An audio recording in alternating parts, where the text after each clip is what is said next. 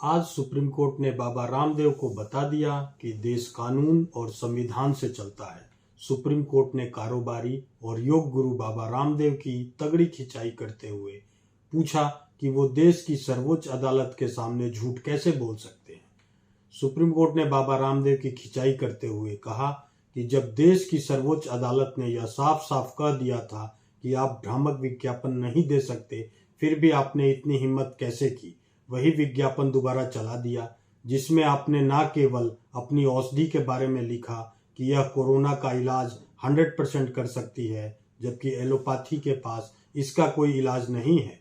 Supreme court Baba Ramdev और आचार्य बालकिशन को court में पर्सनली प्रेजेंट होने का आदेश दिया था, जिस पर आज बाबा रामदेव और आचार्य बालकिशन सुप्रीम कोर्ट में उपस्थित हुए। करीब 1 घंटे चली सुनवाई के दौरान बाबा रामदेव और आचार्य बालकिशन कोर्ट के सामने हाथ जोड़कर खड़े रहे और माफी मांग रहे थे, लेकिन कोर्ट ने कड़े शब्दों में कहा कि इस कृत्य की उन्हें कोई माफी नहीं मिलेगी। अगर आपको माफी मांगनी थी तो आपको पहले आना चाहिए था। अब ये जो आप कर रहे हैं यह मात्र एक ढोंग है। सुप्रीम कोर्ट पूरी सुनवाई के दौरान रामदेव और आचार्य बालकिशन से काफी नाराज दिखा। इसी मुकदमे में सुप्रीम कोर्ट ने आज केंद्र सरकार को भी आड़े हाथों लिया और कहा कि केंद्र सरकार ने सुप्रीम कोर्ट ने एक झूठा हलफनामा दिया है और इस कार्य के लिए केंद्र सरकार के जिस अधिकारी ने हलफनामा दिया है उसके खिलाफ पर्जरी का मुकदमा भी चलाया जाना चाहिए। संक्षेप में अगर आपको बताएं कि आखिर ये सारा मामला था क्या और बाबा रामदेव को आज सुप्रीम कोर्ट के सामने हाथ जोड़कर माफी मांगने की नौबत क्यों आई, तो हुआ ऐसा कि पूरी दुनिया में कोरोना महामारी फैल रही थी, जिसने हमारे देश में भी पैर पसार रखे थे। पूरी दुनिया कोरोना की वैक्सीन बनाने में लगी थी और इसी होड़ में बाबा रामदेव ने अपनी एक दवाई, जिसको उन्होंने कोरोनिल का नाम दिया, लॉन्च की। इसी दौरान दुनिया की नामी कंपनियों ने कोरोना की रिसर्च बेस्ड वैक्सीन मार्केट में उतारी।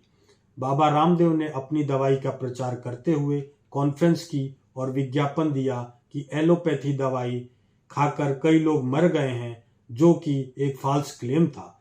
इंडियन मेडिकल एसोसिएशन ने बाबा रामदेव पर इल्जाम लगाया कि बाबा रामदेव की दवाई और उनका क्लेम बिना किसी रिसर्च के यह दावा कर रहे हैं कि बाबा रामदेव की दवाई से कोरोना एकदम ठीक हो जाएगा। आईएमई की याचिका पर सुप्रीम कोर्ट ने बाबा रामदेव के इस प्रचार पर रोक लगा दी थी और कहा कि बाबा रामदेव ऐसा भ्रामक प्रचार नहीं कर सकते, वरना बाबा रामदेव की कंपनी पर 1 करोड़ का जुर्माना लगाया जाएगा।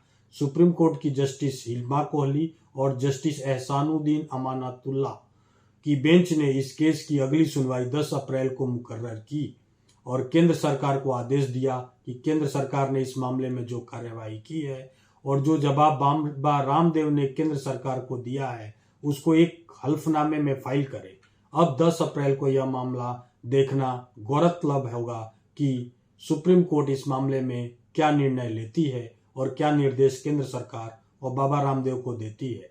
सुप्रीम कोर्ट ने अगली तारीख पर भी बाबा रामदेव और आचार्य बालकिशन को कोर्ट में पर्सनली प्रेजेंट होने का हुक्म दिया है।